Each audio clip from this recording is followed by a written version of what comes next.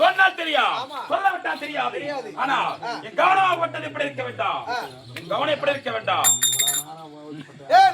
அப்படி பெரிதி பெரிதி இந்த பூனமோ பெரிதி, இந்த பூனமோ நான்முக படைப்பு, இந்த நான்முகமோ கரியம்மா உதயத்தில் பிறந்தவர், இந்த உதிரமோ என் கலசத்திலே பிறந்தது, கலசமோ பார்வதிக்கு திருவன் போதும், இந்த பார்வதியோ பரமனுக்கு அடக்கம், இந்த பரமனோ இந்த பக்தர்கள் அடக்கம்.